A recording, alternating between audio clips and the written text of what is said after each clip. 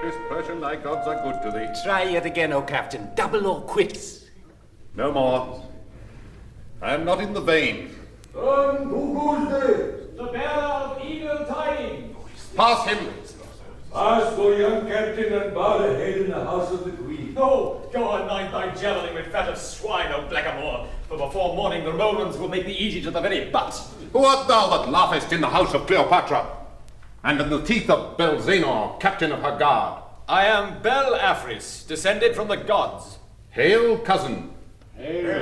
All the Queen's guards are descended from the gods, O stranger, save myself. I am Persian and descended from many kings. Hail, mortal. You have been in battle, Bel-Afris, and you are a soldier amongst soldiers. You will not let the Queen's women have the first of your tidings? Oh, I have no tidings, except that we shall have our throats cut presently, women, soldiers, and all. I told you so. What has this mortal told you? He says that the Roman, Julius Caesar, who has landed on our shores with a handful of followers, will make himself master of Egypt. He is afraid of the Roman soldiers. Peasants brought up to scare crows and follow the plough, sons of smiths and millers and tanners. And we, nobles, consecrated to arms, descended from the gods. Belzena, the gods are not always good to their poor relations. Man to man, are we worse than the slaves of Caesar? Listen, cousin. Man to man, we Egyptians are as gods above the Romans. But this Caesar does not pit man against man. He throws a legion at you where you're weakest as he throws a stone from a catapult. That shows that the Romans are cowards. They care nothing about cowardice, these Romans. They fight to win.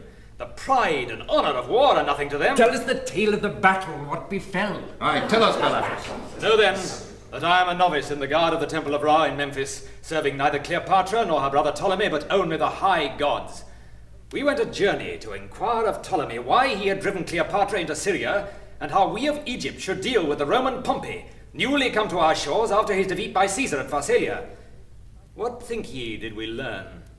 Even that Caesar is coming also, in hot pursuit of his foe, and that Ptolemy has slain Pompey, whose severed head he holds in readiness to present to the conqueror.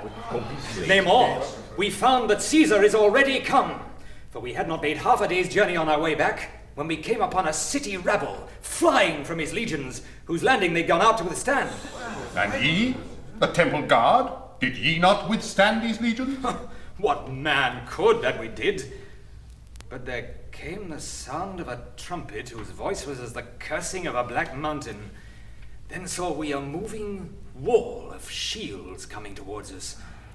Well, you know how the heart burns when you charge a fortified wall, but how if the fortified wall were to charge you? Did I not say it? When the wall came nigh, it changed into a line of men, common fellows enough, with helmets, leather tunics, and breastplates.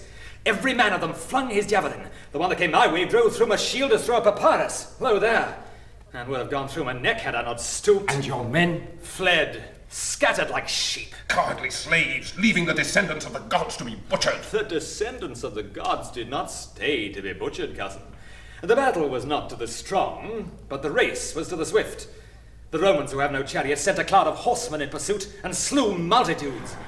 Then our high priest captain rallied a dozen descendants of the gods and exhorted us to die fighting. I said to myself, surely it is safer to stand than to lose my breath and be stabbed in the back. So I joined our captain and stood. Then the Romans treated us with respect, for no man attacks a lion when the field is full of sheep. So we escaped with our lives. And I am come to warn you that you must open your gates to Caesar, for his advance guard is scarce an hour behind me, and not an Egyptian warrior is left standing between you and his legions. Nail him to the door! Quick! Now this news will run through the palace like fire through stubble. What shall we do to save the women from the Romans? Why not kill them? Because we should have to pay blood money for some of them. Better let the Romans kill them. It's cheaper. Oh, subtle one. Oh, serpent. But your queen! True.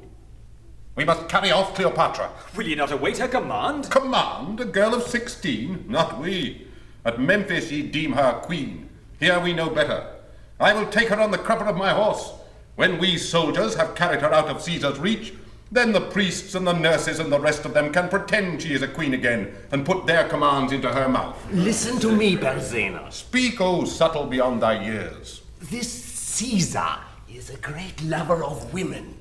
But he grows old now. He is past 50 and full of labors and battles. Take heed, Persian. Caesar is by this time almost within earshot. Cleopatra is not yet a woman, neither is she wise, but already she troubles men's wisdom. What then? Why, sell her secretly to Ptolemy, and then offer ourselves to Caesar as volunteers to fight for the overthrow of her brother and the rescue of our queen.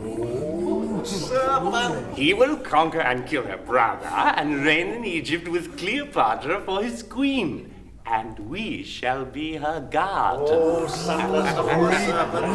admiration, no wisdom. He will also have arrived before you've done talking, a word spinner. That is true. Quick! The fight has begun! Guard the door! Back there! In again, unprofitable cattle! Send us out Patata Tita, the queen's chief nurse! Patata Tita! Keep back, you're thrusting me out of the spirit! Make way for the Queen's chief nurse. Patata Tita, daughter of a long-tongued, swivel-eyed chameleon, the Romans are at hand! Not even the descendants of the gods can resist them.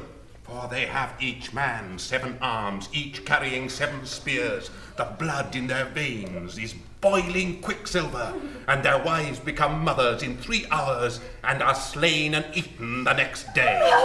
Then fly and save yourselves, oh cowardly sons of the cheap clay gods that are sold to fish porters, and leave us to shift for ourselves. Not until you have first done our bidding, O terror of manhood. Bring out Cleopatra the queen to us, and then go whither you will. Now I know why the gods have taken her out of our hands. Know thou, foolish soldier, that the queen has been missing since an hour past sundown. Heck! You have hidden her to sell her to Caesar or her brother. Where is she? Search, quick! Into the palace! Search every corner! Sacrilege! Men in the queen's chamber, sacrilege! The sword is at your throat. Bring us where the queen is hid, and you shall live. Listen to me, ye young men without understanding. Cleopatra fears me, but she fears the Romans more. There's but one power greater in her eyes than the wrath of the queen's nurse and the cruelty of Caesar, and that is the power of the Sphinx that sits in the desert watching the way to the sea. Go ye therefore into the desert and seek Cleopatra in the shadow of the Sphinx, and on your heads see to it that no harm comes to her. May we believe this, O subtle one? Which way come the Romans? Over the desert, from the sea, by this very Sphinx. Oh, mother of guile. Ooh, aspic's tongue. You've made up this tale so that we too may go into the desert and perish on the spears of the Romans. 'Tis death. Not from thee, baby. Have you found Cleopatra? She is gone. We have searched every corner. Oh, alas! Fly, fly! What is the matter now? The sacred white cat has been stolen!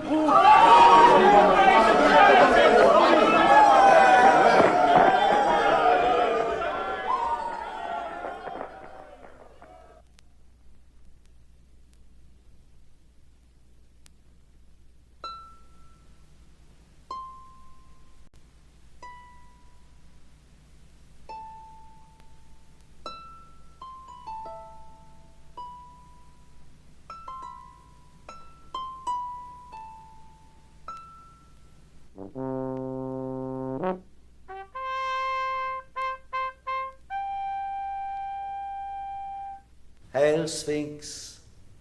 Salutation from Julius Caesar.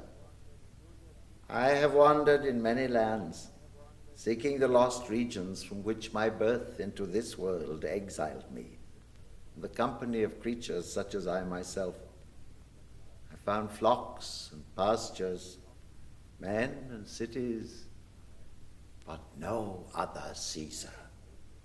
No heir native to me, no man kindred to me, none who can do my day's deed and think my night's thought.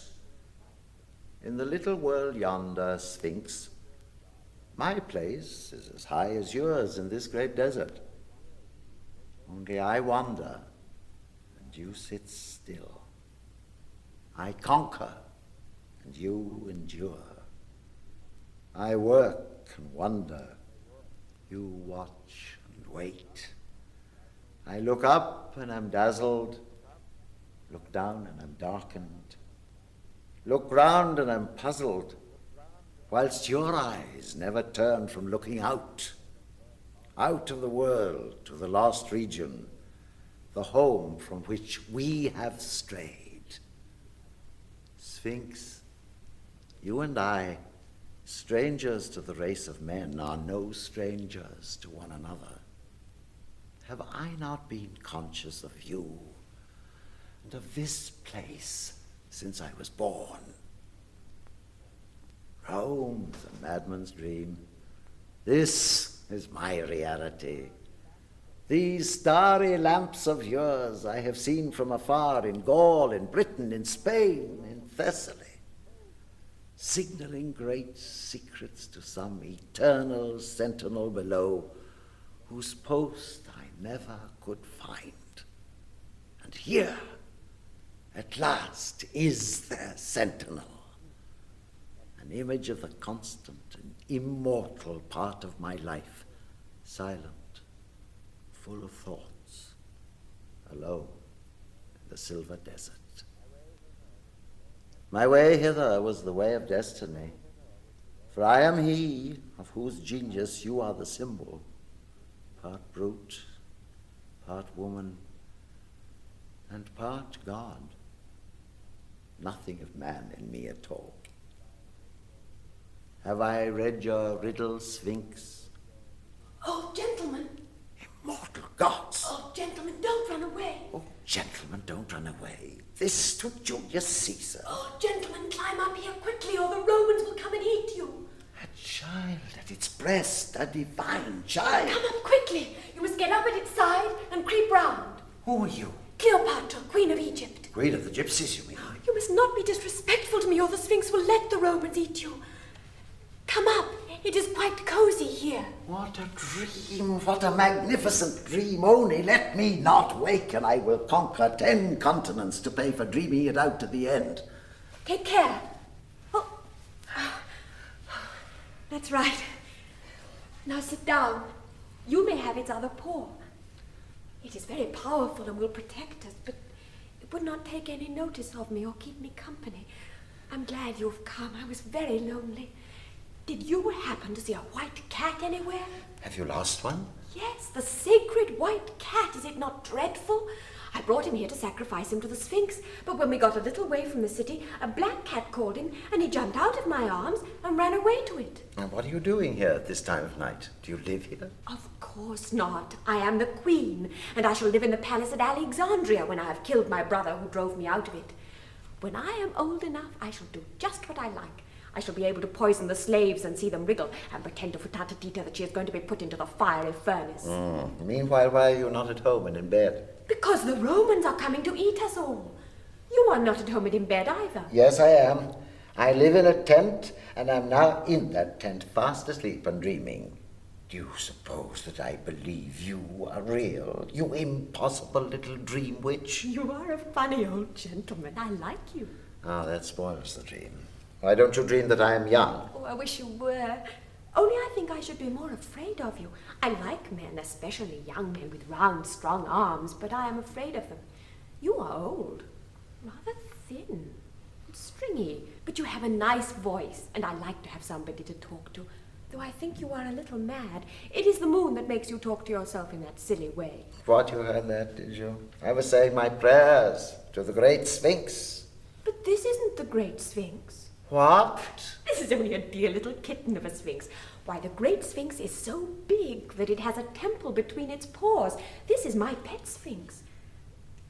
Tell me, do you think the Romans have any sorcerers who could take us away from the Sphinx by magic? Why? Are you afraid of the Romans? Oh, they would eat us if they caught us. They are barbarians. Their chief is called Julius Caesar. His father was a tiger and his mother a burning mountain, and his nose is like an elephant's trunk. They all have long noses and ivory tusks and little tails and 7 arms with 100 arrows in each, and they live on human flesh. Would you like me to show you a real Roman? No! You are frightening me. No matter, this is only a dream. It is not a dream. It is not a dream. See. How dare you? You said you were dreaming. I only wanted to show you. Come, don't cry. A queen mustn't cry. Am I awake? Yes, No, impossible. Madness. Back to camp. No, you shan't leave me. No, don't go.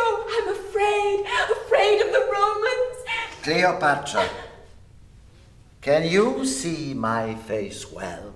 Yes, it is so white in the moonlight. Are you sure it is the moonlight that makes me look whiter than an Egyptian? You notice that I have a rather long nose? It is a Roman nose, Cleopatra. Vitamin 2, Sphinx! Vitamin 2! I meant to sacrifice the white cat. I did indeed. Cleopatra, shall I teach you a way to prevent Caesar from eating you? Do. I will steal Patatita's jewels and give them to you. I will make the river Nile water your lands twice a year. Peace, my child. Your gods are afraid of the Romans. You see, the Sphinx dare not bite me nor prevent me carrying you off to Julius Caesar. Oh, you won't. You said you wouldn't. Caesar never eats women. What? But he eats girls. And will he eat me? Yes, unless you make him believe that you are a woman. Oh, you must get a sorcerer to make a woman of me. Are you a sorcerer? Perhaps. But it will take a long time, and this very night you must stand face to face with Caesar in the palace of your fathers. No, I daren't. Whatever dread may be in your soul, however terrible Caesar may be to you, you must confront him as a brave woman and a great queen. And you must feel no fear. If your hand shakes, if your voice quavers, then night and death. But if he thinks you worthy to rule, he will set you on the throne by his side and make you the real ruler of Egypt. No, he will find me out. He is easily deceived by women. Their eyes dazzle him. He sees them not as they are, but as he wishes them to appear to him. Oh, then we will cheat him. I will put on Patatita's headdress, and he will think me quite an old woman. If you do that, he will eat you at one mouthful. But I will give him a cake with my magic opal and 7 hairs of the white cat baked in it. And You're a fool. He will eat you and your cake too. Oh, please, I will do whatever you tell me. I will be good. I will be your slave. Hark! What was that? Caesar's voice. Let us run away. Come. You are safe with me until you stand on your throne to receive Caesar. Now, lead me thither. Oh, I will. Oh, come. The gods are angry. Do you feel the earth shaking? It is the tread of Caesar's legions. Oh, this way quickly. And let us look for the white cat as we go. It is he that has turned you into a Roman. Incorrigible. Oh, incorrigible. Away!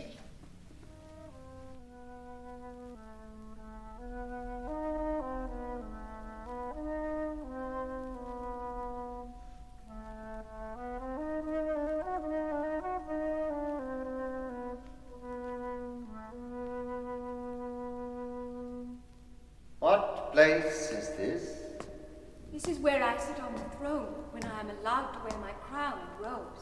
Order the slave to light the lamps. Do you think I may? Of course, you are the queen.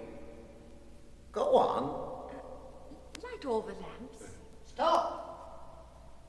Who is this you have with you? And how dare you order the lamps to be lighted without my permission? Who is she? Patatita. Chief nurse! I speak to the queen.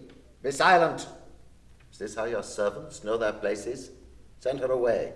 And do as the queen has bidden. You are the queen. Send her away. Patatita, dear, you must go away just for a little. You're not commanding her to go away. You are begging her. You are no queen. You will be eaten. Farewell. No, don't leave me.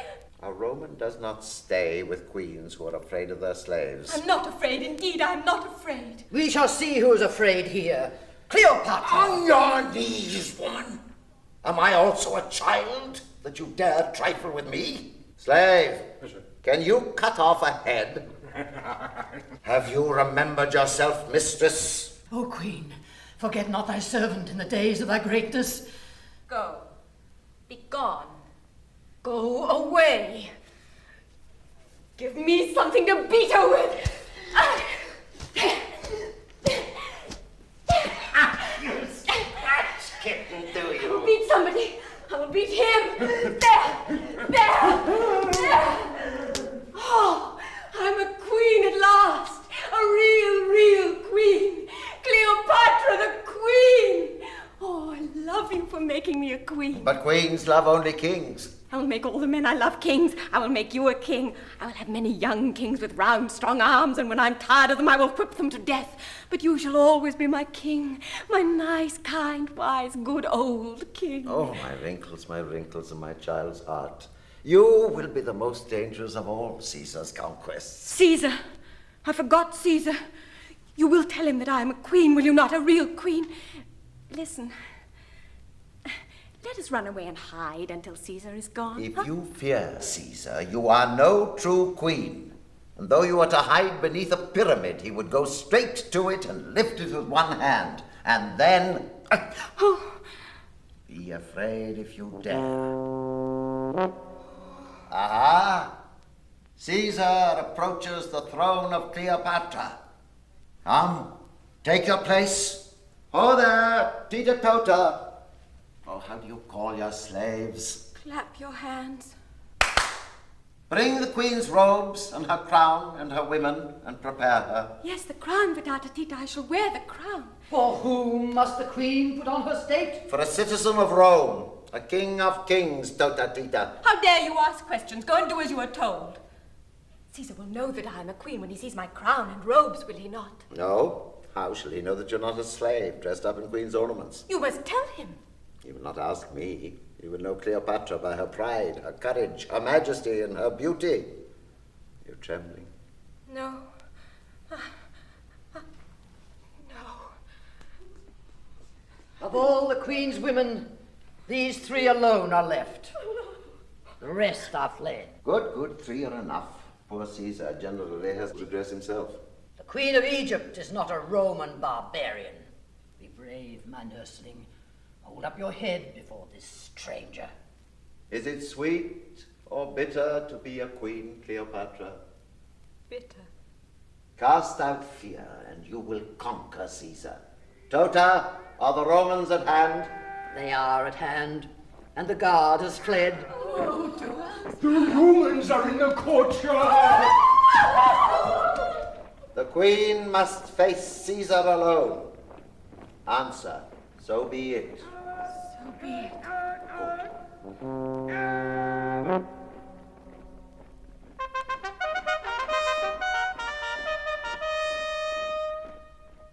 Now, my nursling, you've said so be it. And if you die for it, you must make the queen's word good. Now, if you quail,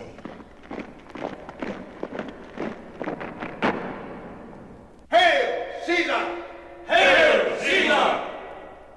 Caesar!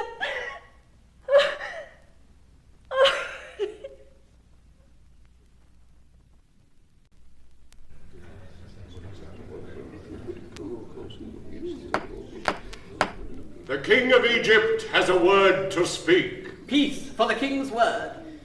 Take notice of this, all of you.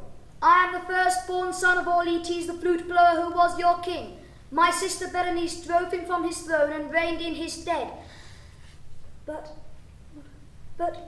the gods would not suffer. yes, the gods would not suffer. Not suffer?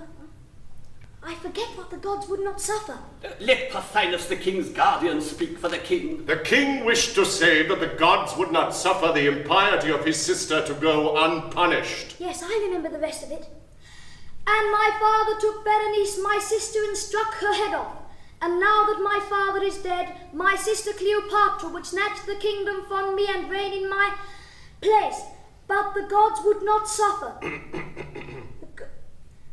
The gods would not suffer. Will not maintain. Yes. Will not maintain such iniquity.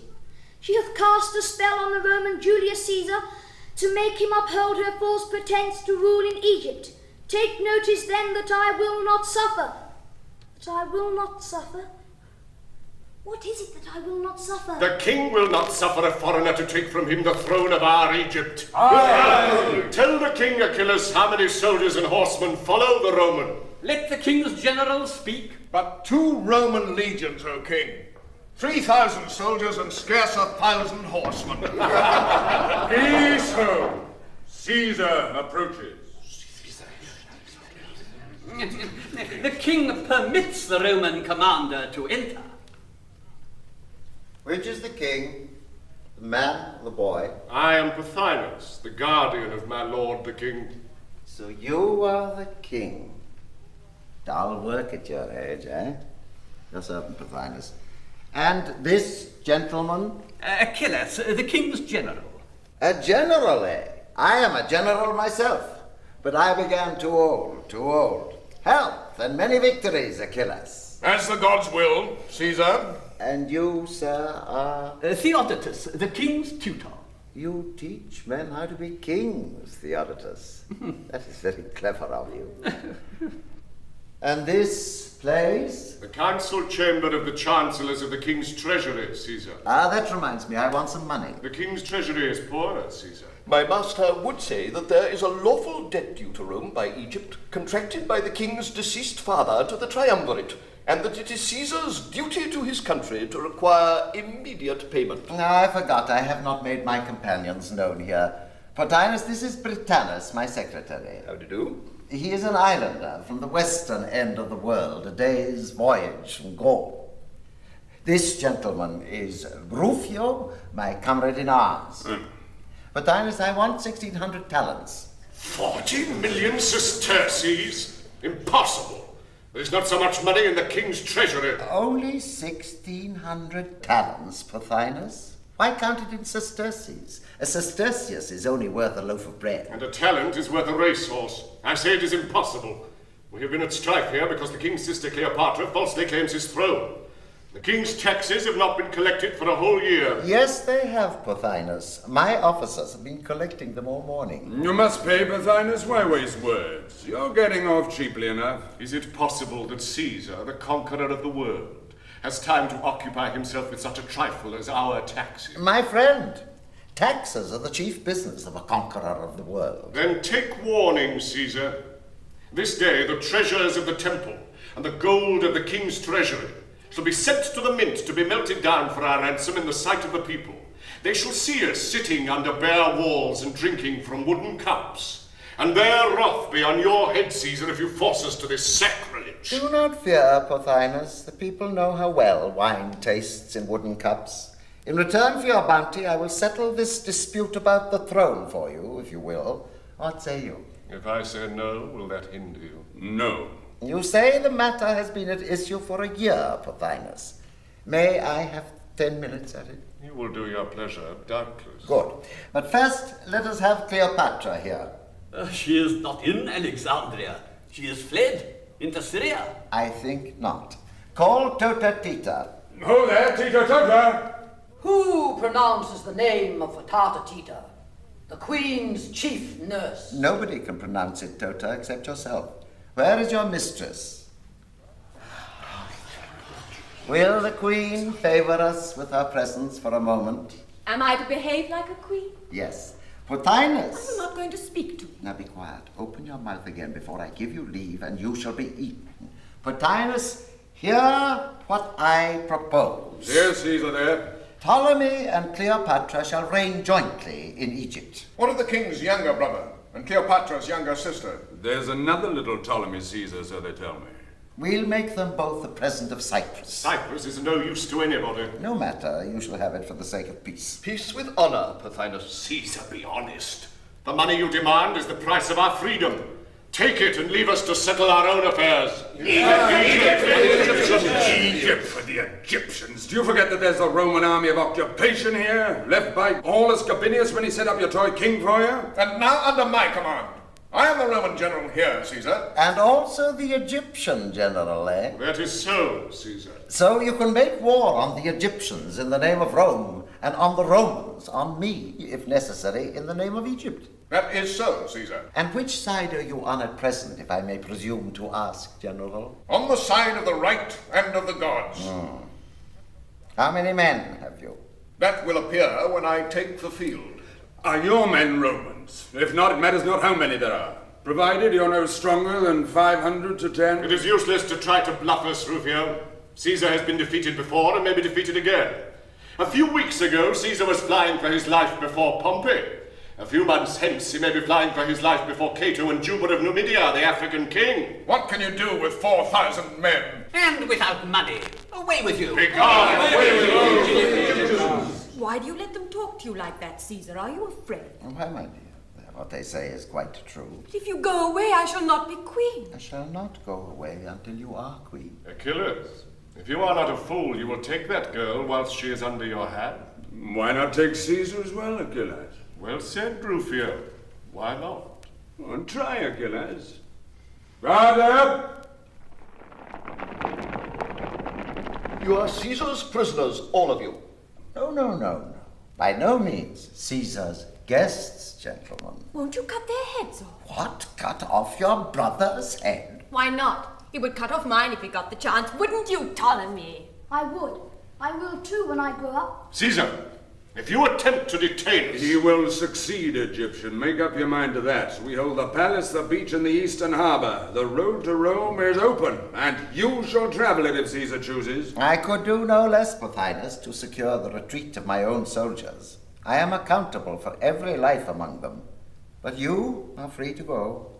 So are all here and in the palace. What? Renegades and all? Roman army of occupation and all, Rufio. But... Well, my friend? You are turning us out of our own palace into the streets, and you tell us with a grand air that we are free to go. It is for you to go. Your friends are in the street, Pothinus. You will be safer there. This is a trick. I am the king's guardian. I refuse to stir. I stand on my right here. Where is your right? It is in Rufio's scabbard, Pothinus. I may not be able to keep it there if you wait too long.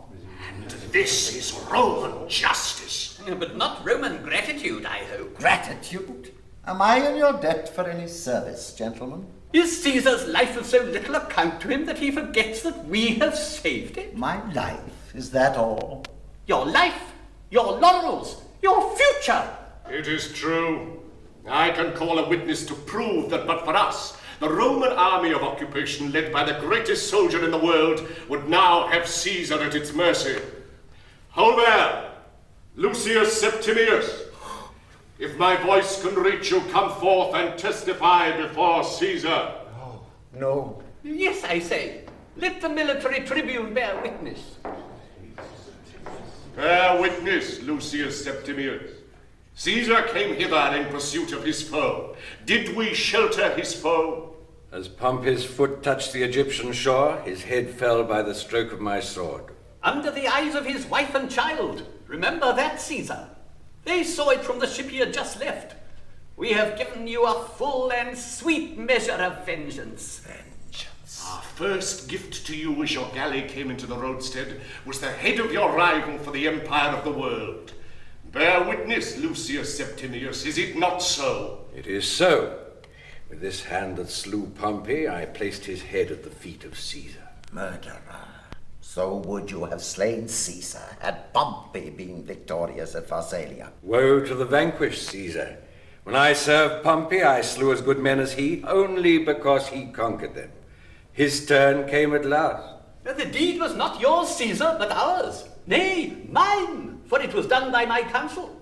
Thanks to us, you keep your reputation for clemency, and have your vengeance too. Vengeance, vengeance. Oh, if I could stoop to vengeance, what would I not exact from you as the price of this murdered man's blood? Was he not my son-in-law, my ancient friend? For 20 years the master of great Rome, for 30 years the compeller of victory. Did not I, as a Roman, share his glory? Was the fate that forced us to fight for the mastery of the world of our making? Am I Julius Caesar, or am I a wolf, that you fling to me the grey head of the old soldier, the laurel conqueror, the mighty Roman, treacherously struck down by this callous ruffian, and then claim my gratitude for it. Begone! You fill me with horror. Ha! You have seen severed heads before, Caesar, and severed right hands too, I think. Some thousands of them in Gaul after you vanquished Vercingetorix. Did you spare him with all your clemency? Was that vengeance? No, by the gods, would it had been. Vengeance at least is human. No, I say. Those severed right hands of the brave Vercingetorix, basely strangled in a vault beneath the Capitol, were a wise severity, a necessary protection to the Commonwealth, a duty of statesmanship. Follies and fictions 10 times bloodier than honest vengeance. What a fool was I then, to think that men's lives should be at the mercy of such fools. Lucius Septimius, pardon me. Why should the slayer of Vercingetorix rebuke the slayer of Pompey? You are free to go with the rest, or stay if you will. I will find a place for you in my service. The odds are against you, Caesar. I go. Come, Achilles, whilst there's yet time. Do you suppose he would let us go if he had our heads in his hands? I have no right to suppose that his ways are any baser than mine. What? Have they left the boy alone? Oh, shame, shame. Go, my boy. I will not harm you, but you will be safer away among your friends. Britannicus, attend the king. Give him in charge to that Pothinus fellow. And this piece of goods was to be done with her. However, I suppose I may leave that to you. Did you mean me to go with the rest? You are free to do just as you please, Cleopatra. Then you do not care whether I stay or not? Of course I had rather you stayed. Much, much rather. Much, much rather. Then I consent to stay because I am asked, but I do not want to mind. That is quite understood. Tota Tita! It is not Tota Tita, it is Fitata Tita. Fitata Tita! Tafata Vita will forgive the erring tongue of a Roman.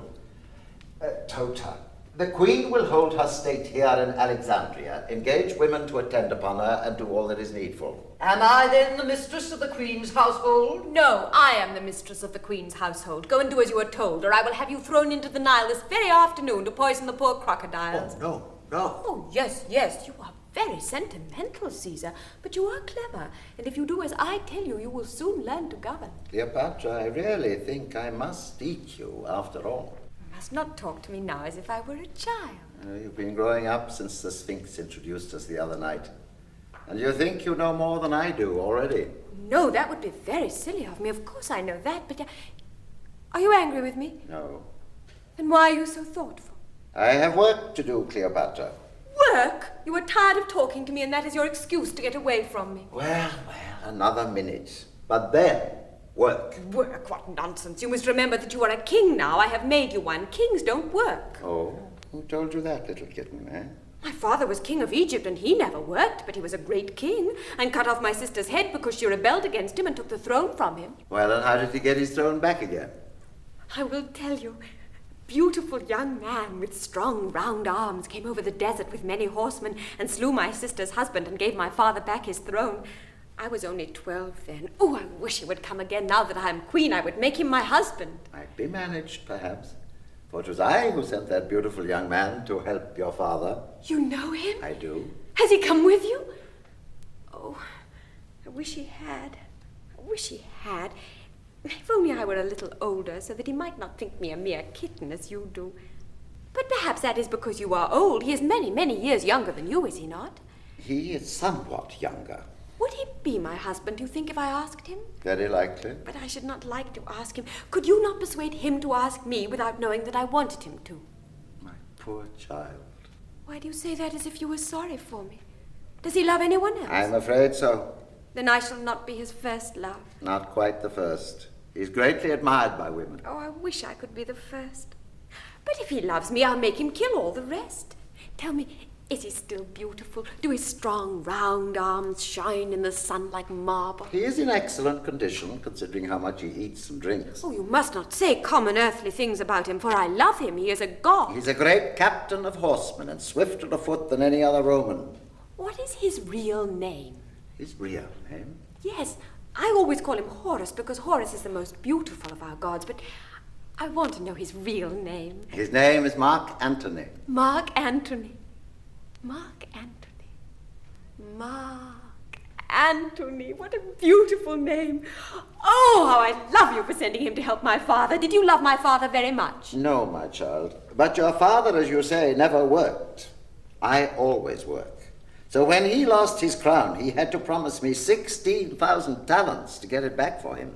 Did he ever pay you? Not in full. He was quite right. It was too dear. The whole world is not worth 16,000 talents. That is perhaps true, Cleopatra. Those Egyptians who worked paid as much of it as he could drag from them. The rest is still due. But as I most likely shall not get it, I must go back to my work. So you must run away for a little and send my secretary to me. No, I want to stay and hear you talk about Mark Antony. If I do not get to work, Pothinus and the rest of them will cut us off from the harbor. And then the way from Rome will be blocked. No matter. I don't want you to go back to Rome. But you want Mark Antony to come from it. Oh, yes, I forgot. Go quickly and work, Caesar, and keep the way over the sea open for my Mark Antony. Oh, Britannicus! Caesar! What now? This Caesar, and 2 of my comrades killed in the marketplace. Why? There's an army come to Alexandria calling itself the Roman army. The Roman army of occupation, aye. Commanded by one Achilles. Well? The citizens rose against us when the army entered the gates. I was with 2 others in the marketplace when the news came. They set upon us. I cut my way out and here I am. Good. I'm glad to see you alive. Rufio, we are besieged. What, already? Now, tomorrow, what does it matter? We shall be besieged. Caesar. Yes, I know. Comrade, give the word to turn out on the beach and stand by the boats. Get your wound attended to. Go. Rufio, we have some ships in the West Harbor. Burn them. Burn them? Take every boat we have in the East Harbor and seize the Pharos, that island with the lighthouse. Leave half our men behind who hold the beach and the key outside this palace. That is the way home. Are we to give up the city? We have not got it, Rufio. This palace we have, and what is that building next door? The theatre. We'll have that too. Commands the Strand. For the rest, Egypt for the Egyptians. Well, you know best, I suppose. Is that all? That is all. Are those ships burnt yet? Be easy. I shall waste no more time. Caesar, Pothinus demands speech of you. In my opinion, he needs a lesson. His manner is most insolent. Where is he? He waits without. Oh, there, admit Pothinus. Well, Pothinus? I have brought you our ultimatum, Caesar. Ultimatum? The door was open. You should have gone out through it before you declared war. You are my prisoner now. I, your prisoner? Do you know that you are in Alexandria, and that King Ptolemy, with an army outnumbering your little troop 100 to 1, is in possession of Alexandria? Well, my friend, get out if you can, and tell your friends not to kill any more Romans in the marketplace. Otherwise, my soldiers, who do not share my celebrated clemency, will probably kill you. Britannicus, pass the word to the guard and fetch my armor. Caesar? Well? You see there? What? A blaze already? Impossible. Yes, 5 good ships and a barge laden with oil grappled to each. But it's not my doing. The Egyptians have saved me the trouble. They've captured the West Harbor. And the East Harbor? The lighthouse, Rufio? Can I embark a legion in 5 minutes? The first cohort is already on the beach. We can do no more. If you want faster work, come and do it yourself. Good. Now, patience, Rufio, patience. Patience? Who's impatient here, you or I? Would I be here if I couldn't oversee them from that balcony? Forgive me, Rufio, and hurry them. Oh, unspeakable woe, alas! What now? Who is slain? Slain? Oh, worse than the death of 10,000 men. Loss irreparable to mankind. What's happened, man? The fire spread from your ships. The first of the 7 wonders of the world perishes. The library of Alexandria is in flames. Is that all? All? Caesar! Caesar, will you go down to posterity as a barbarous soldier, too ignorant to know the value of books? Theodotus, I am an author myself, and I tell you, it is better that the Egyptians should live their lives than dream them away with the help of books. Caesar, once in 10 generations of men, the world gains an immortal book. If it did not flatter mankind, the common executioner would burn it. Without history, death will lay you beside your meanest soldier. Death will do that in any case. I ask no better grave. What is burning there is the memory of mankind. A shameful memory. Let it burn. Will you destroy the past? Aye, and build the future with its ruins. But hearken, Theodotus, teacher of kings, you who valued Pompey's head no more than a shepherd values an onion, and who now kneel to me with tears in your old eyes to plead for a few sheepskins scrawled with errors. I cannot spare you a man or a bucket of water just now. But you shall pass freely out of the palace. Now away with you to Achilles, and borrow his legions to put out the fire. You understand, Theodotus. I remain a prisoner. Prisoner? Will you stay to talk whilst the memory of mankind is burning? Over there, pass Theodotus out. Away with you. I must go and save the library. Follow him to the gates, Pothinus. Bid him urge your people to kill no more of my soldiers for your sake. My life will cost you dear if you take it, Caesar. All ready there? All ready? We wait for Caesar. Tell them Caesar is coming, the rogues. Britannicus! Push off all except the longbows. Stand by it to embark Caesar's guard there. And where are those Egyptians? Is this more clemency if you let them go? I've let Theodotus go to save the library. We must respect literature, Rufio. Folly on folly's head. I believe if you could bring back all the dead of Spain, Gaul, and Thessaly to life, you'd do it, that we might have the trouble of fighting them all over again. Might not the gods destroy the world if their only thought were to be at peace next year? Besides, my friend, every Egyptian we imprison means imprisoning 2 Roman soldiers to guard him, eh? Ah, I might have known there was some fox's trick behind your fine talking. Is Britannicus asleep? I sent him for my armor an hour ago. Britannicus, thou British islander! Britannicus! I am going to dress you, Caesar. Sit down. These Roman helmets are so becoming. Oh. What are you laughing at? You're bald! Cleopatra! So that is why you wear the wreath to hide it. Peace, Egyptian. They are the bays of the conqueror. Peace thou, islander. You should rub your head with strong spirits of sugar, Caesar. That will make it grow. Cleopatra, do you like to be reminded that you are very young? No. Neither do I like to be reminded that I am middle-aged. Let me give you 10 of my superfluous years. That will make you 26 and leave me only... no matter. Is it a bargain? Agreed. 26, mind. Oh, how nice. You look only about 50 in it. You must not speak in this manner to Caesar. Is it true that when Caesar caught you on that island, you were painted all over blue? Blue is the colour worn by all Britons of good standing.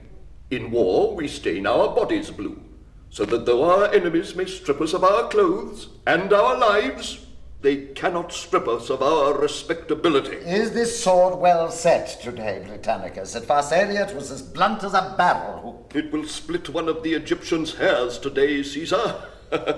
I have set it myself. Oh, you were not really going into battle to be killed. No, Cleopatra, no man goes to battle to be killed. But they do get killed. My sister's husband was killed in battle. You must not go. Let him go. Oh, please, please, please don't go. What will happen to me if you never come back? Are you afraid? No. Go to the balcony. You shall see us take the Pharos.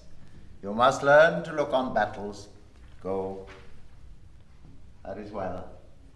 Now, Rufio, march! Oh, you will not be able to go. Why, what now? We are drying up the harbor with buckets, a multitude of soldiers over there. They are dipping off the water. It's true. The Egyptian army, crawling over the edge of the West Harbour like locusts. This is your accursed clemency, Caesar. Theodotus has brought him. I meant him to, Rufio. They've come to put out the fire. The library will keep them busy while we seize the right hand. More foxy. Hail Caesar! Goodbye, dear Caesar. Come back safe. Goodbye.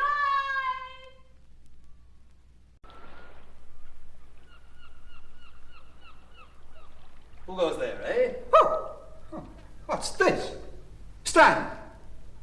Who are you? I'm Apollodorus, the Sicilian. Why, man, what are you dreaming of?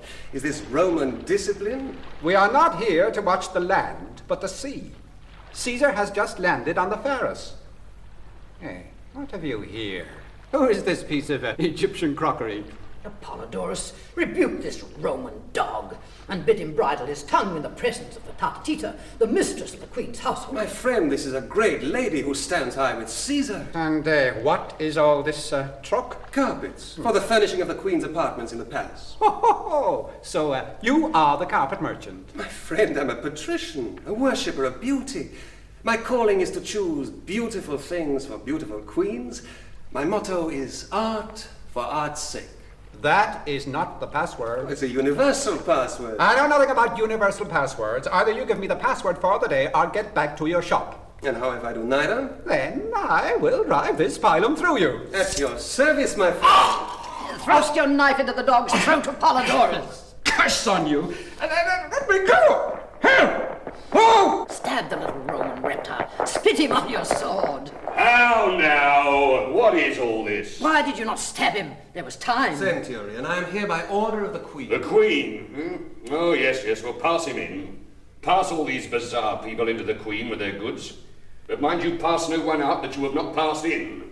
Not even the Queen herself. This old woman is dangerous. She's as strong as 3 men. Is the woman your wife? No. Not that the lady is not a striking figure in her own way, but she is not my wife. Roman, I am Tatatita, the mistress of the queen's household. Keep your hands off our men, mistress, or I'll have you pitched into the harbour, though you were as strong as 10 men. To your posts! March! Pass in there, and keep your distance. Now, come within a yard of me, you old crocodile, and I will give you this. In your jaws.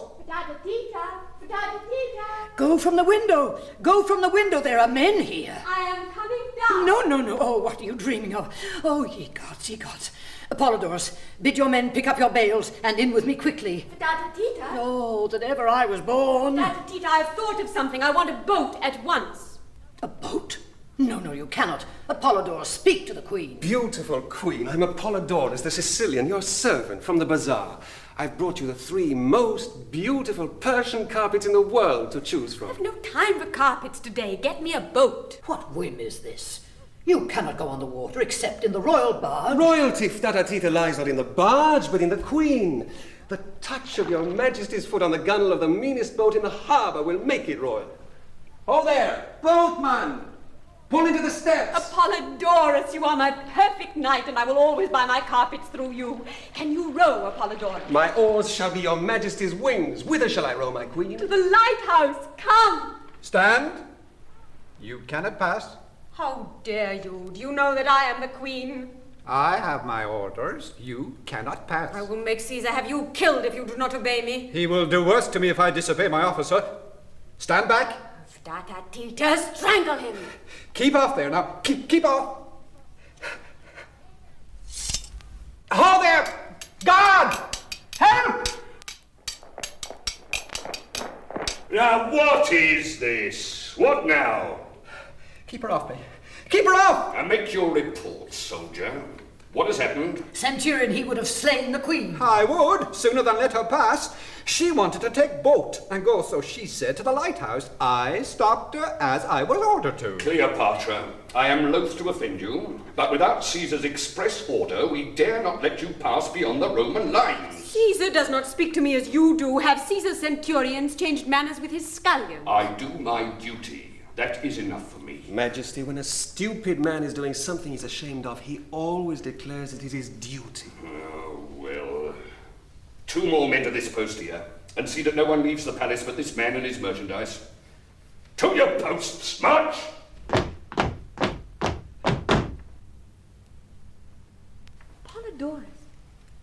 Apollodorus, are these carpets very heavy? It matters not how heavy, there are plenty of porters. How do they put the carpets into boats? Do they throw them down? Not into small boats, Majesty, it would sink them. Not into that man's boat, for instance. No, too small. But you can take a carpet to Caesar in it if I send one. Assuredly. And you will have it carried gently down the steps and take great care of it. Depend on me. Great care. More than of my own body. You will promise me not to let the porters drop it or throw it about. No, place the most delicate glass goblet in the palace in the heart of the roll, Queen, and if it be broken, my head shall pay for it. Good. Come, Fidata Tita. No, Polydorus, you must not come. I will choose a carpet for myself. You must wait here. You porters, follow this lady and obey her. This way. And take your shoes off before you put your feet on those stairs. My friend. Silence there! Shut your muzzle, you. Now listen. Were you set to watch me or to watch the Egyptians? We know our duty. Then why don't you do it? There's something going on over there. We don't need to be told what to do by the like of you. Lock in. Oh there, Centurion! Curse your meddling. Hi! Hi! Hello! What now? Has the old woman attacked you again? Oh, are you still here? See there, look. The Egyptians are moving. They're going to recapture the pharaohs. They will attack by sea and land, by land along the Great Mole, by sea from the West Harbour. Stir yourselves, my military friends. The hunt is up. Aha! I told you so. The 2 extra men pass the alarm to the south posts. 1 man keep guard here, the rest with me. Quick!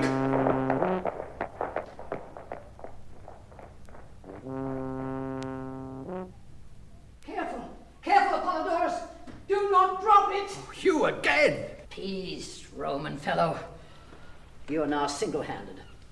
Polydorus, this carpet is Cleopatra's present to Caesar.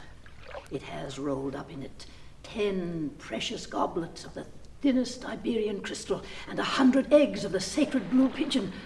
On your honor, let not one of them be broken. On my head be it. Into the boat with them, carefully. Beware what you do, sir. Those eggs of which the lady speaks must weigh more than £1 apiece. This boat is too small for such a load. Thou injurious Potter, oh, thou unnatural son of a she-cammer.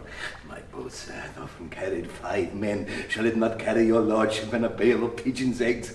Thou mangy dromedary, but God shall punish thee for this envious wickedness. I cannot quit this bale now to beat thee, but another day I will lie in wait for thee. Peace there, if the boat were but a single plank, I would get a Caesar on it. Gently, my sons, my children. Gently, ye dogs! Do not step on it. Do not step on it. Oh, thou brute beast. Be not excited, mistress. All is well. All well. Oh, thou hast given my heart a turn. Here, ye hungry ones. Oh, bounteous prince. Oh, father to all the porters in the market. 10 stars off, honors. Farewell, Stabatita. I shall be in the lighthouse before the Egyptians. The gods speed thee and protect my nursling. Aha! Pull, thou brave boatman, pull! So-ho! My heart, spread out thy wings, shake off thy hair below our love. Give me the oars, O son of a slave. Gods of the seas, bear her safely to the shore. Eh? Bear who safely? What do you mean? Gods of Egypt and of vengeance, let this Roman fool be beaten like a dog by his captain for suffering her to be taken over the waters. Cursed one! Is she then in the boat? Hi there! Boatman! Hi!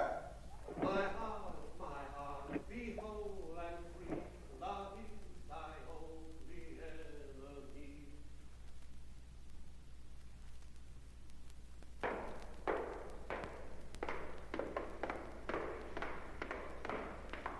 Well, my British Islander, have you been to the top? I have. I reckon it 200 feet high.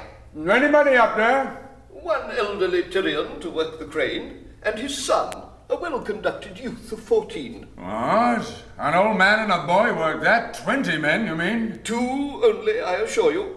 They have counterweights and a machine with boiling water in it, which I do not understand. It is not of British design. But... Excuse me, I came down because there are messengers coming along the mole to us from the island. I must see what their business is. Rufio, this has been a mad expedition. We shall be beaten. I wish I knew how our men are getting on with that barricade across the great mole. The Egyptians cannot be such fools as not to storm the barricade and swoop down on us here before it is finished. It's the first time I've ever run an avoidable risk. I should not have come to Egypt. An hour ago you were all for victory. Yes, I was a fool. Rash, Rufio. Boyish. Boyish? Not a bit of it. Here. What are these for? To eat. That's what's the matter with you. When a man comes to your age, he runs down before his midday meal. My age? Well, yes, Rufio. I am an old man. Worn out now, true, quite true. Well, every dog has his day, and I have had mine. I cannot complain. Well, these dates are not bad, Rufio. Caesar! Caesar! Oh, what now, Britannicus? Our brave Rhodian mariners have captured a treasure. There. Our enemies are delivered into our hands. In that bag? Caesar, this bag contains all the letters which have passed between Pompey's party and the army of occupation here. Well? Well, we shall now know who your foes are. The name of every man who has plotted against you since you crossed the Rubicon may be in these papers, for all we know. Put them in the fire. Put them in the fire? Would you have me waste the next 3 years of my life in proscribing and condemning men who will be my friends when I have proved that my friendship is worth more than Pompey's was, than Cato's is? Oh, incorrigible British Islander. Am I a bulldog to seek quarrels merely to show how stubborn my jaws are? But your honor, the honor of Rome. I do not make human sacrifices to my honor as your druids do. Since you will not burn these, at least I can drown them.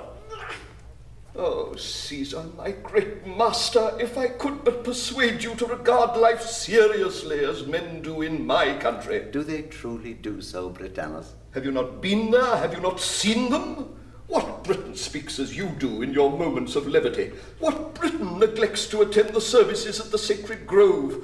What Briton wears clothes of many colours as you do, instead of plain blue, as all solid, well-esteemed men should? These are moral questions with us. Well, well, my friend, someday I shall settle down and have a blue toga, perhaps. Meanwhile, I must get on as best I can in my flippant Roman way. What now? What's this? Who are you? How did you come here? Calm yourself, my friend. I'm not going to eat you. I've come by boat with precious gifts for Caesar. That is Caesar, sir. Oh, what's the matter now? Hail, great Caesar. I'm Apollodorus the Sicilian, an artist. An artist? Why have they admitted this vagabond? Peace, man. Apollodorus is a famous patrician amateur. I crave the gentleman's pardon. I understood him to say that he was a professional. You are welcome, Apollodorus. What is your business? First, to deliver to you a present from the Queen of Queens. Who is that? Cleopatra of Egypt. Apollodorus, this is no time for playing with presents. Pray you go back to the Queen and tell her that if all goes well, I shall return to the palace this evening. Caesar, I cannot return. As I approached the lighthouse, some fool threw a great leathern bag into the sea. It broke the nose of my boat, and I had hardly time to get myself and my charge to the shore before the poor little cockleshell sank. Well, sorry, Apollodorus, the fool shall be rebuked. Well, well, what have you brought me?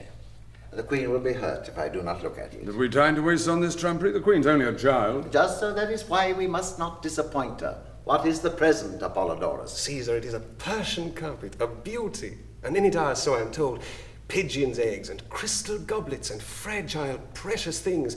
I dare not for my head have it carried up that narrow ladder from the causeway. Well, swing it up by the crane, then. The crane? Caesar, I have sworn to tend to this bale of carpet as I tend to my own life. Then let them swing you up at the same time, and if the chain breaks, you and the pigeon's eggs will perish together. Is Caesar serious? His manner is frivolous because he is an Italian, but he means what he says. Leave the crane to me. Go and await the descent of the chain. Good. You will presently see me there, rising like the sun with my treasure. Are you really going to wait here for this foolery, Caesar? Why not? The Egyptians will let you know why not if they have the sense to make a rush for the shore end of the mole before our barricade is finished. Fear not, my son Rufio. When the first Egyptian takes his first step along the mole, the alarm will sound. And we too will reach the barricade from our end before the Egyptians reach it from their end. We too, Rufio. I, the old man, and you, his biggest boy. And the old man will be there first, so peace, and give me some more dates. So, all the way, so.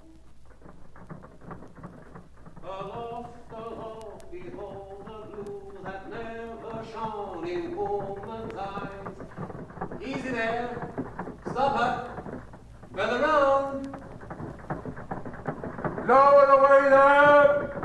Gently, so, mind the eggs! Easy there, slowly! Slowly! All up.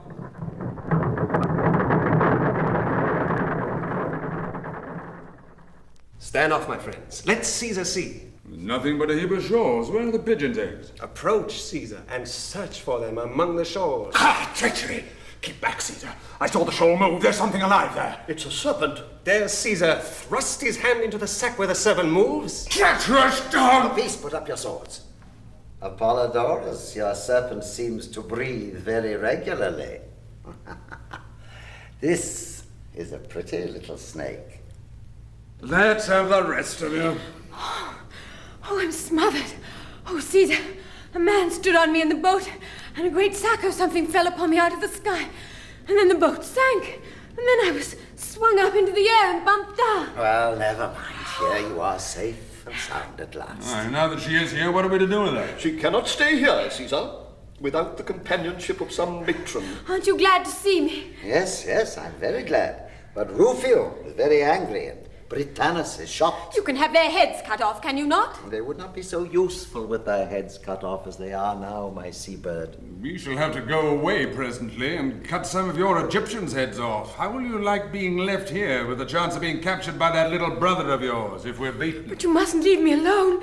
Caesar, you will not leave me alone, will you? What? Not when the trumpet sounds and all our lives depend on Caesar's being at the barricade before the Egyptians reach it, eh? Let them lose their lives. They are only soldiers. Cleopatra, when that trumpet sounds, we must take every man his life in his hand and throw it in the face of death.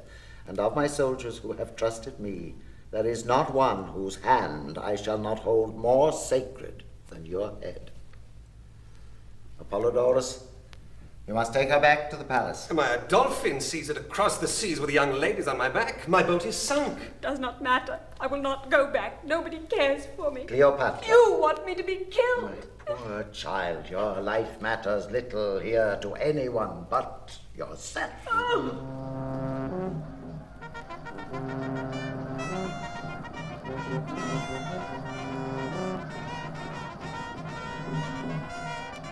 Come, Rufio. No, no, do not leave me, Caesar. Oh. Caesar, we are cut off. The Egyptians have landed from the west harbor between us and the barricade. Yes, it is true. We're caught like rats in a trap. Rufio, my men at the barricades are between the sea party and the shore party.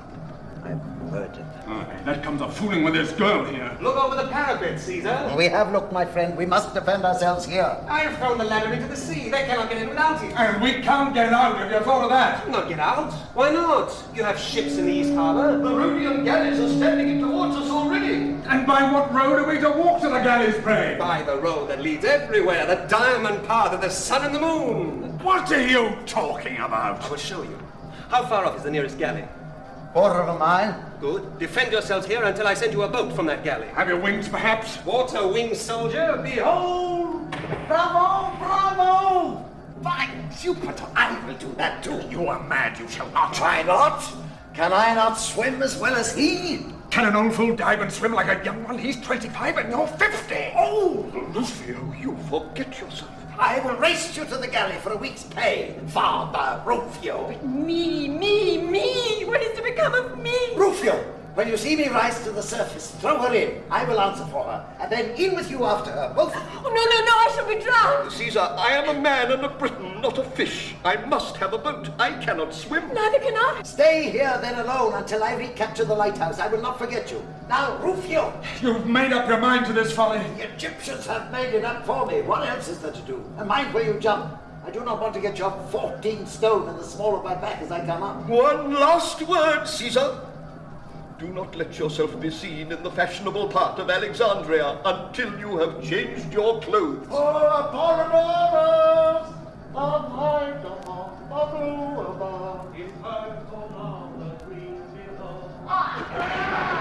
Oh, let me see.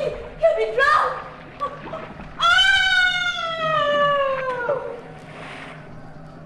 He's got her! Hold the fort, Britain. Caesar won't forget you. All safe, Rufio? All safe!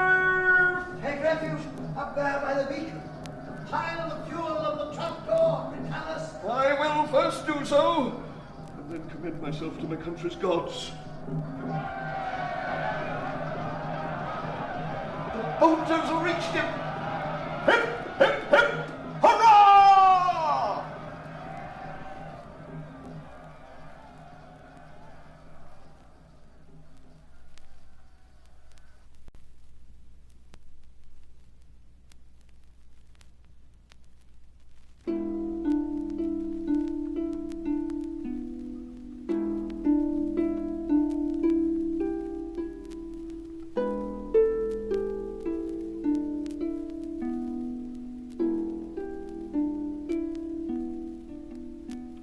Can any of you amuse me? Have you any stories or any news? Fatata Tita. Oh, Fatata Tita, always Fatata Tita. Some new tale to set me against her, huh? No. This time Fatata Tita has been virtuous. Pothinus has been trying to bribe her to let him speak with you.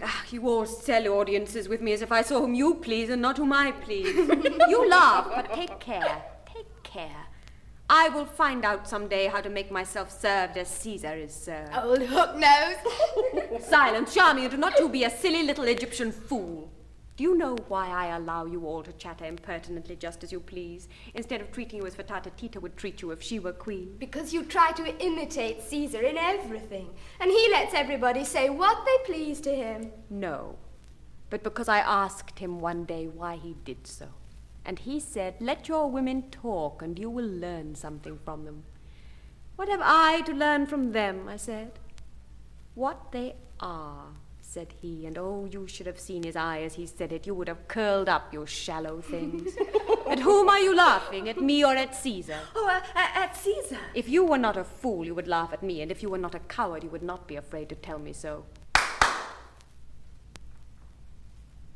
Fatata Tita, they tell me that Pothinus has offered you a bribe to admit him to my presence. No, by my father's gods. Have I not told you not to deny things? Go, take the bribe and bring in Pothinus. Don't answer me, go! Oh, I wish Caesar were back in Rome. It'll be a bad day for you all when he goes.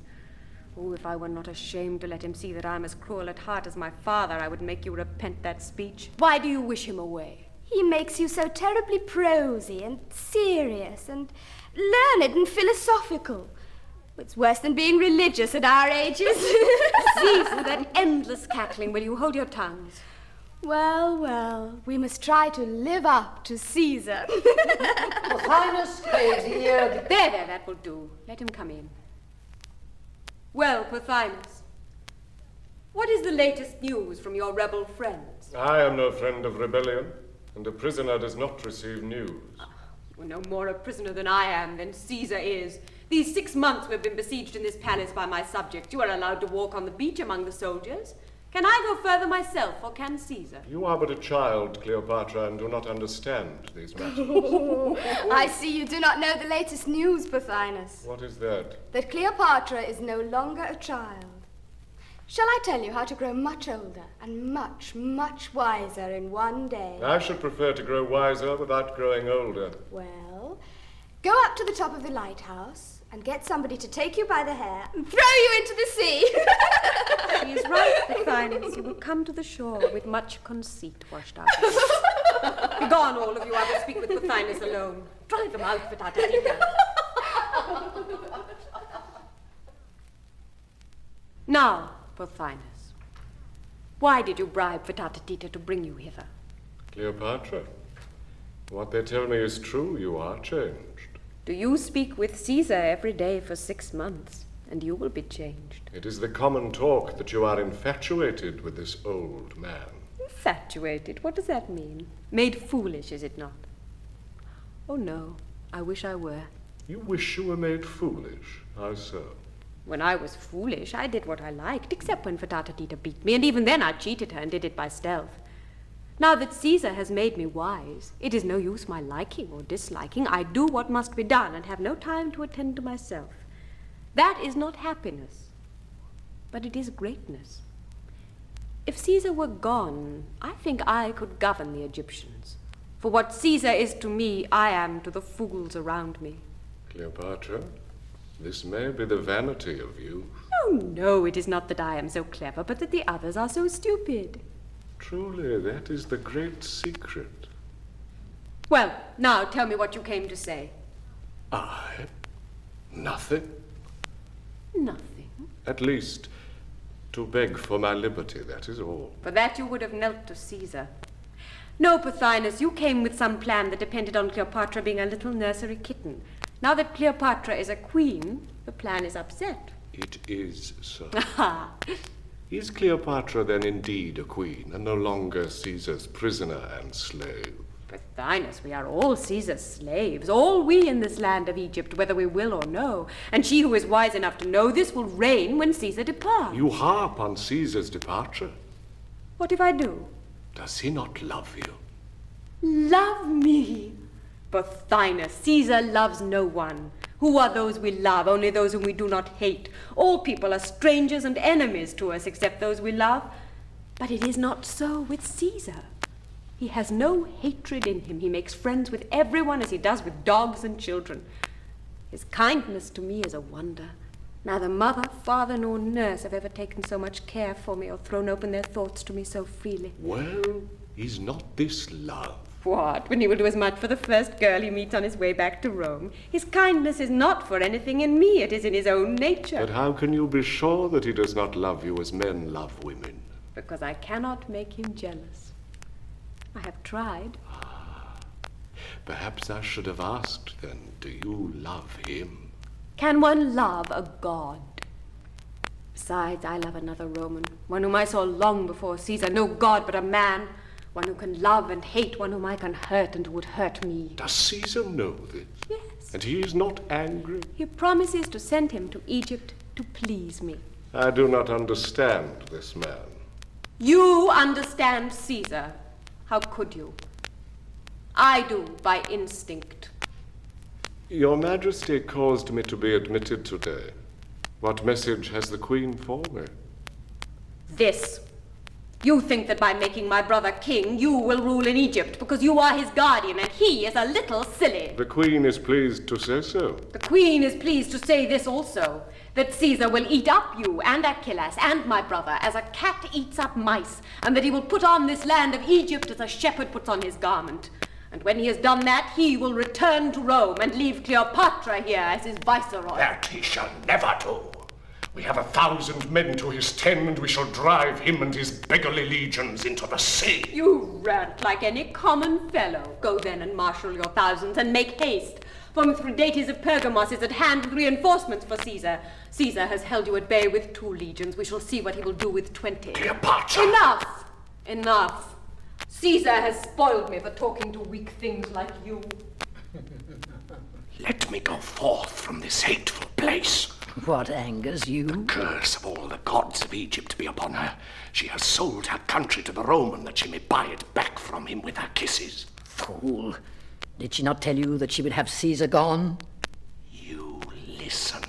I took care that some honest woman should be at hand whilst you were with her. Now, by the gods... Enough of your gods. There's no use you coming to Cleopatra. You are only an Egyptian. She will not listen to any of her own race. She treats us all as children. May she perish for it. May your tongue wither for that wish. Go, send for Lucius Septimius, the slayer of Pompey. He is a Roman. Maybe she will listen to him. Begone. I know to whom I must go now. To whom, then? To a greater Roman than Lucius. And mark this, mistress. You thought before Caesar came that Egypt should presently be ruled by you and your crew in the name of Cleopatra. I set myself against it. Aye, that it might be ruled by you and your crew in the name of Ptolemy. Better me or even you than a woman with a Roman heart, and that is what Cleopatra is now become. Whilst I live, she shall never rule.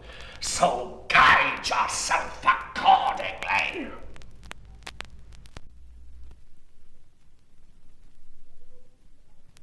The Roman commander will await Caesar here. Oh, that was a climb. How high have we come? We are on the palace roof, oh beloved of victory. Oh, good. The beloved of victory has no more stairs to get up. Caesar approaches. Why, Rufio, a new baldric, a new golden pommel to your sword, and you've had your hair cut. But not your beard, impossible. Oh, yes, perfumed by Jupiter Olympus. Well, is it to please myself? No, my son Rufio, but to please me. To celebrate my birthday. Your birthday? You always have a birthday when there's a pretty girl to be flattered, or an ambassador to be conciliated. We had 7 of him in 10 months last year. It is true, Rufio. I shall never break myself of these petty deceits. Who's to dine with us besides Cleopatra? Apollodorus, the Sicilian. Oh, that popinjay. Oh, come. Apollodorus is good company, Rufio. Good company. Oh, he can swim a bit and fence a bit. He might be worse if only he knew how to hold his tongue. Well, the gods forbid he should ever learn. Now, give me a good talker, one with wit and imagination enough to live without continually doing something. Caesar, have you noticed that I'm before my time? I thought that meant something. What is it? Pothinus wants to speak to you.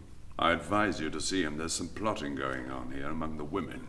Who is Pothinus? The fellow with hair like squirrel's fur. The little king's bear leader, whom you kept prisoner. And has he not escaped? No. Why not? Have I not told you always to let prisoners escape unless there are special orders to the contrary? He won't escape. He prefers to stay and spy on us. And so would I if I had to do with generals subject to fits of clemency. And so he wants to see me. I brought him with me. He's waiting there under guard. Well, let us have him. Who there, guard? Release your man and send him up. Come along. Ah, Pothinus. You are welcome. What is the news this afternoon? Caesar, I come to warn you of a danger and to make you an offer. Never mind the danger. Make the offer. Never mind the offer. What's the danger? Caesar, you think that Cleopatra is devoted to you. My friend, I already know what I think. Come to your offer. Spit it out, man. What have you to say? I have to say that you have a traitress in your camp, Cleopatra. The Queen! Oh, you should have spat it out sooner, you fool. Now it's too late. What is he doing here? Just going to tell me something about you. You shall hear it. Proceed, Pothinus. Caesar, Well, out with it. What I have to say is for your ear, not for the Queen's. There are means of making you speak. Take care. Caesar does not employ those means. My friend, when a man has anything to tell in this world, the difficulty is not to make him tell it, but to prevent him from telling it too often. Let me celebrate my birthday by setting you free.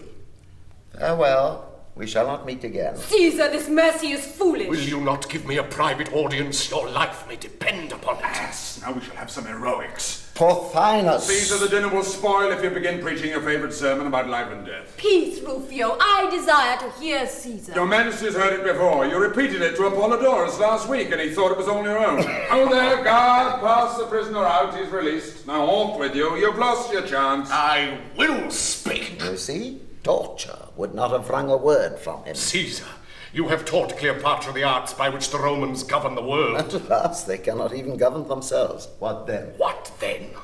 Are you so besotted with her beauty that you do not see that she is impatient to reign in Egypt alone, and that her heart is set on your departure? Liar! What? Protestations. Contradictions. No, I do not deign to contradict. Let him talk. From her own lips I have heard it. You are to be her cat's paw. You are to tear the crown from her brother's head and set it on her own, delivering us all into her hand. Delivering yourself also. And then Caesar can return to Rome. Or depart through the gate of death, which is nearer and surer. Well, my friend, and is not this very natural? Natural? Then you do not resent treachery. Resent? Oh, thou foolish Egyptian, what have I to do with resentment? Do I resent the wind when it chills me, or the night when it makes me stumble in the darkness? Shall I resent youth when it turns from age, and ambition when it turns from servitude? To tell me such a story as this is but to tell me that the sun will rise tomorrow. But it is false, false, I swear it! It is true, though you swore it 1,000 times, and believed all you swore. Come, Rufio, let us see Pothinus pass the guard. I have a word to say to him. We must give the queen a moment to recover herself. Tell your friends, Pothinus, They must not think that I am opposed to a reasonable settlement of the country's affairs. Tita. Peace, child. Be comforted. Can you hear us? No, dear heart, no. Listen to me. If he leaves the palace alive, never see my face again. Strike his life out as I strike his name from your lips. Dash him down from the wall. Break him on the stones. Kill him. The dog shall perish. Fail in this, and you go out from before me forever. So be it. You shall not see my face until his eyes are darkened. Come soon. Soon. So you've come back to me, Caesar. I thought you were angry. Welcome, Apollodorus. Cleopatra grows more womanly beautiful from week to week. Truth, Apollodorus? Far, far short of the truth. Friend Rufio threw a pearl into the sea. Caesar fished up a diamond. Caesar fished up a touch of rheumatism, my friend. Come, to dinner. To dinner. I have ordered such a dinner for you, Caesar. Aye, what are we to have? Peacock's brains. Peacock's brains, Apollodorus. Not for me. I prefer nightingale's tongue. Roast boar, Rufio. Ah, good. What shall we serve to whet Caesar's appetite? What have you got? Sea hedgehogs, black and white sea acorns, sea nettles, beccaficos, purple shellfish. Any oysters? Assuredly. British oysters? British oysters, Caesar. Oysters, then. Caesar will deign to choose his wine, Sicilian, Lesbian, Chian. All Greek. Who would drink Roman wine when he could get Greek? Try the lesbian, Caesar. Bring me my barley water. Bring me my Falernian. It is a waste of time giving you dinners, Caesar. My scullions would not condescend to your diet. Well, let us try the lesbian. But when I return to Rome, I will make laws against these extravagances. I will even get the laws carried out. Never mind. Today you ought to be like other people. Idle, luxurious, and kind. For once, I will sacrifice my comfort. There. Now are you satisfied? And you no longer believe that I long for your departure for Rome. I no longer believe anything. My brains are asleep. Besides, who knows whether I shall return to Rome? Oh, what? What has Rome to show me that I have not seen already? 1 year of Rome is like another, except that I grow older, whilst the crowd in the Appian Way is always the same age. It is no better here in Egypt. The old men, when they are tired of life, say, "We have seen everything except the source of the Nile." And why not see that? Cleopatra, will you come with me and track the flood to its cradle in the heart of the regions of mystery? Shall we leave Rome behind us? Rome that has achieved greatness only to learn how greatness destroys nations of men who are not great. Shall I make you a new kingdom and build you a holy city there in the great unknown? Yes, you shall. Aye, now we will conquer Africa with 2 legions before we come to the roast boar. Come, no scoffing. This is a noble scheme. In it, Caesar is no longer merely the conquering soldier, but the creative poet-artist. Let us name the holy city and consecrate it with lesbian wine. Cleopatra shall name it herself. It shall be called Caesar's gift to his beloved. No, something vaster than that, something universal, like the starry firmament. Why not simply the cradle of the Nile? No, the Nile is my ancestor and he is a god. Oh, I have thought of something. The Nile shall name it himself. Let us call on the Nile all together. You must say with me, "Send us thy voice, Father Nile. Send us thy voice, Father Nile."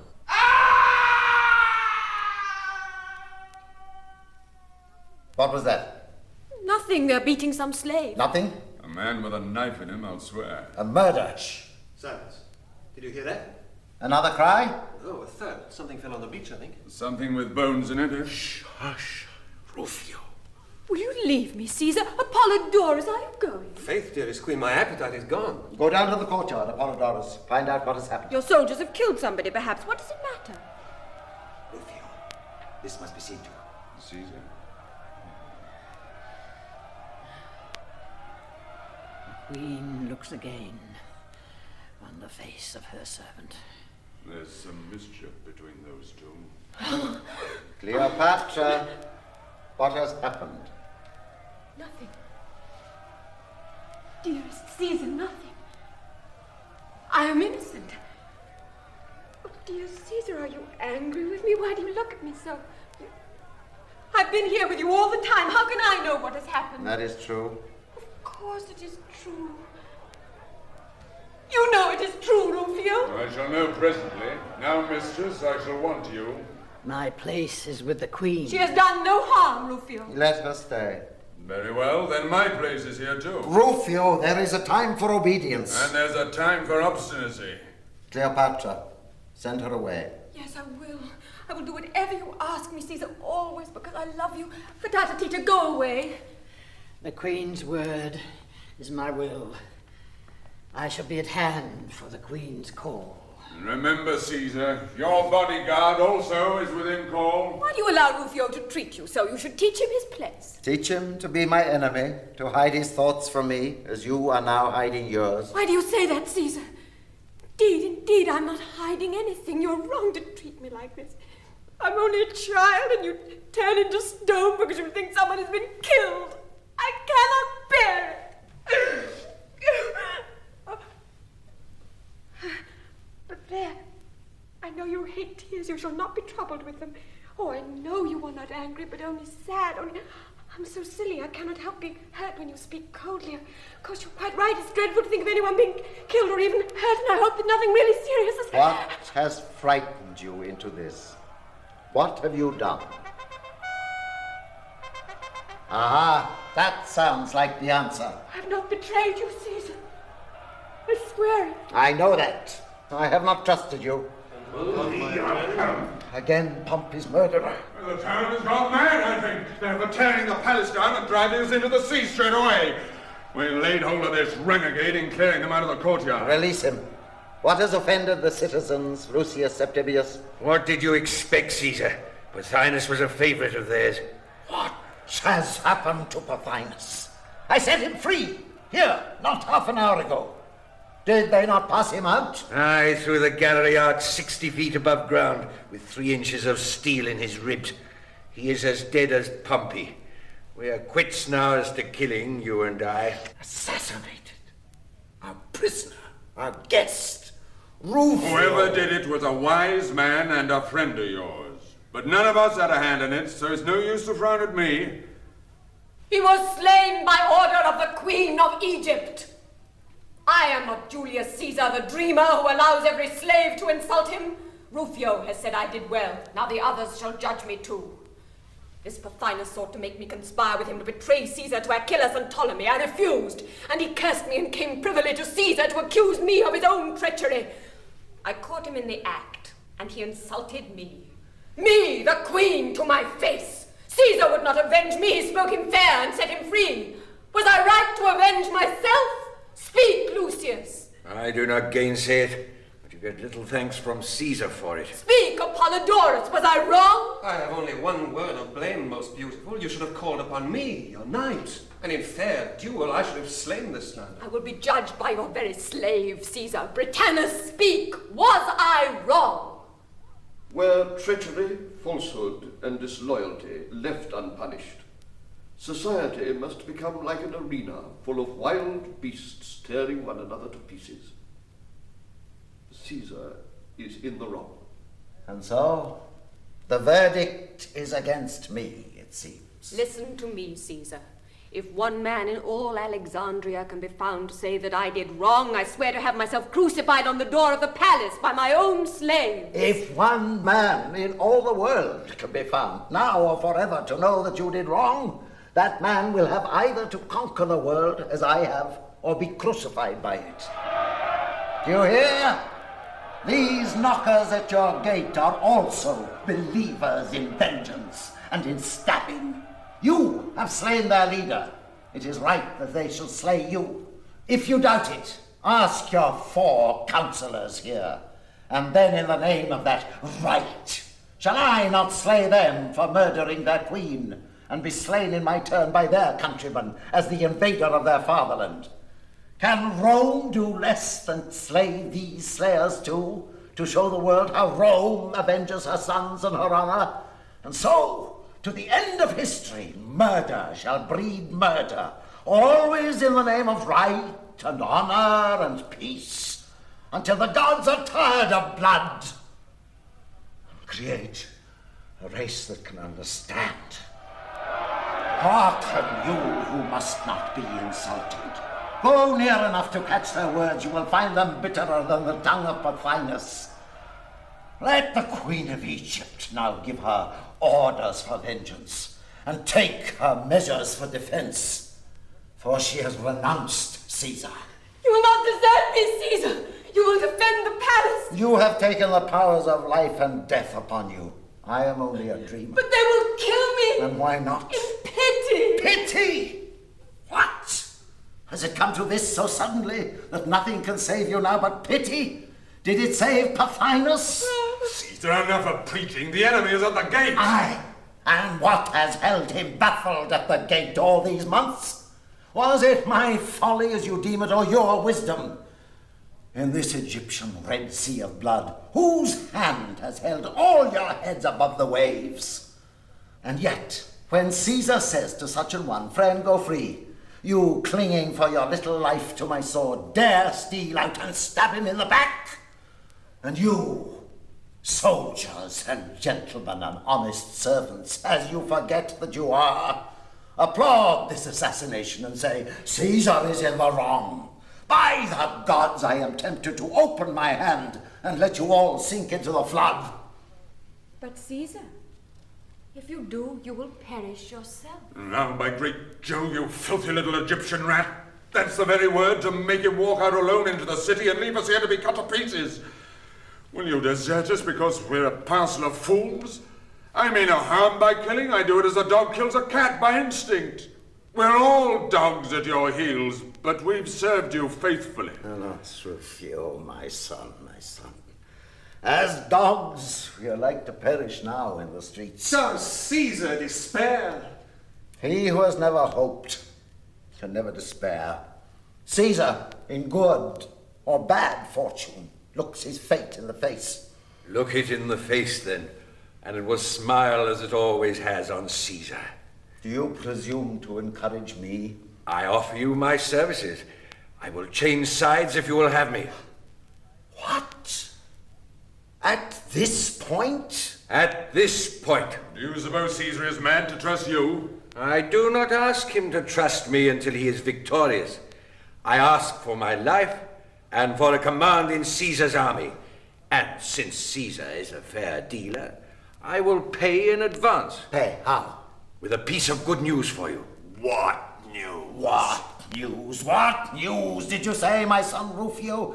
The relief has arrived. What other news remains for us? Is it not so, Lucius Septimius? Mithridates of Pergamus is on the march. He has taken Pelusium. Lucius Septimius, you are henceforth my officer.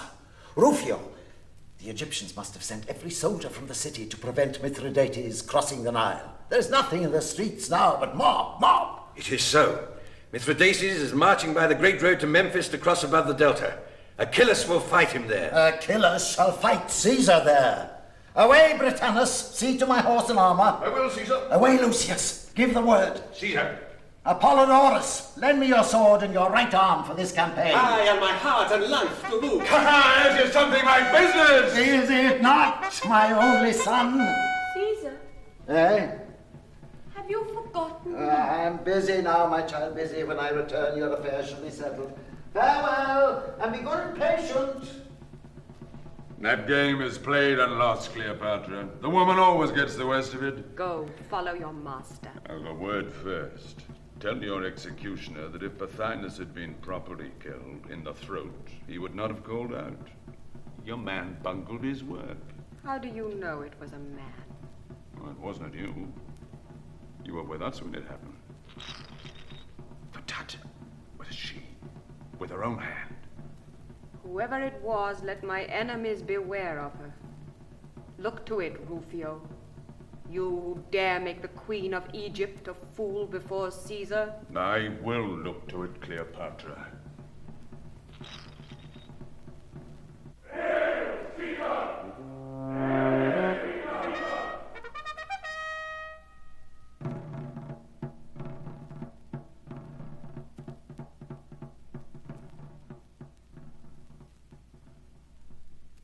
Fedata Tita. Fedata Tita. It is dark and I am alone. Come to me. Fedata Tita. Fedata Tita.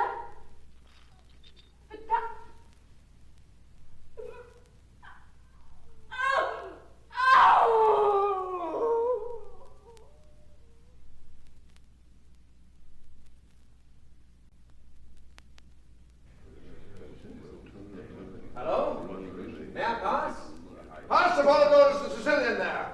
Is Caesar at hand? Not yet. He's still in the marketplace. I could not stand any more of the roaring of the soldiers. After half an hour of the enthusiasm of an army, one feels the need of a little sea air. Any fresh news of the war, Polydorus? The little King Ptolemy was drowned. Drowned? How? With the rest of them. Caesar attacked them from 3 sides at once and swept them into the Nile. Ptolemy's barge sank. A marvelous man, this Caesar. Will he come soon, think you? You were settling the Jewish question when I left. He has made short work of them. Here he comes. Ho there! Caesar comes! Attention there! Caesar comes!